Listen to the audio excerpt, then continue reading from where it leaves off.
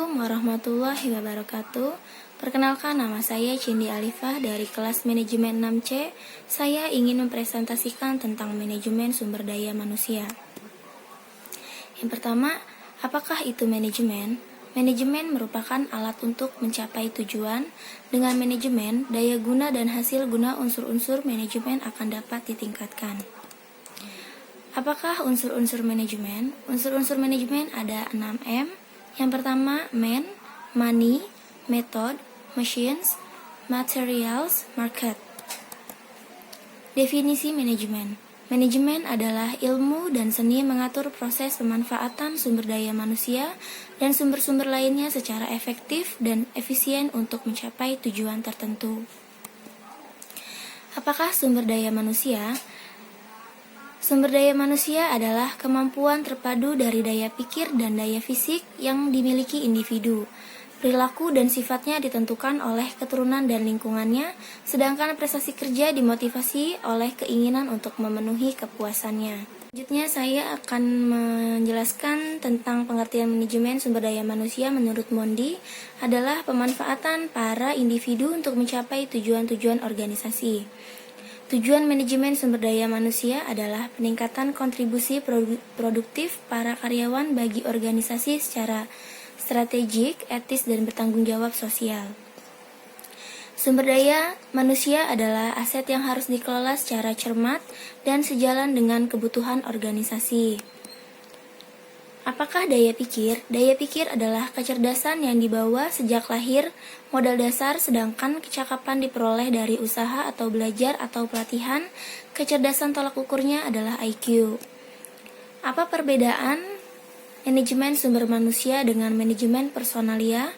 Dalam istilah manajemen personalia terkandung pengertian bahwa karyawan atau personalia hanya dianggap sebagai salah satu faktor produksi saja yang tenaganya harus digunakan secara produktif bagi pencapaian tujuan perusahaan.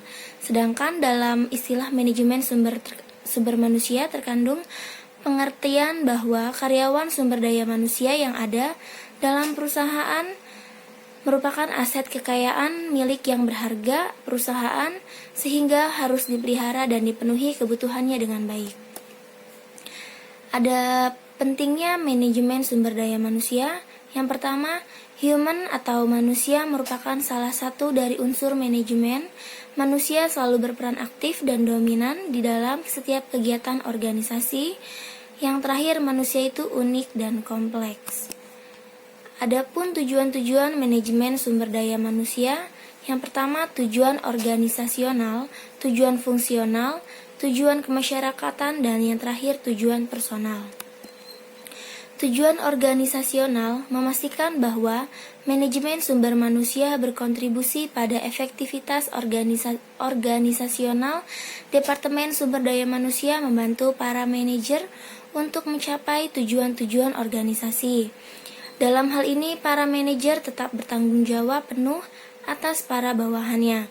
Departemen sumber daya manusia hanya memberikan dukungan dalam hal-hal yang terkait dengan pengelolaan sumber daya manusia. Kedua, ada tujuan fungsional, menjaga kontribusi Departemen sumber daya manusia dalam tingkat yang layak bagi kebutuhan-kebutuhan organisasi. Sumber-sumber daya akan terbuang percuma jika manajemen sumber manusia tidak direncanakan secara optimal sesuai kebutuhan organisasi. Tujuan kemasyarakatan, bersikap etis dan bertanggung jawab sosial terhadap kebutuhan-kebutuhan dan tantangan-tantangan masyarakat sembari meminimalkan dampak negatif tuntutan-tuntutan tersebut bagi organisasi. Yang keempat, tujuan personal, membantu para karyawan mencapai tujuan-tujuan pribadi mereka sejauh tujuan-tujuan mendorong kontribusi individual bagi organisasi. Tujuan personal para karyawan akan tercapai jika para karyawan dipelihara, dipertahankan, dan dimotivasi. Jika tidak demikian, kinerja dan kepuasan karyawan akan menurun dan karyawan bisa meninggalkan organisasi. Selanjutnya ada komponen manajemen sumber daya manusia. Yang pertama, pengusaha, karyawan, dan yang terakhir pemimpin atau manajer. Peranan manajemen sumber daya manusia. Yang pertama, mengatur dan menetapkan program kepegawaian.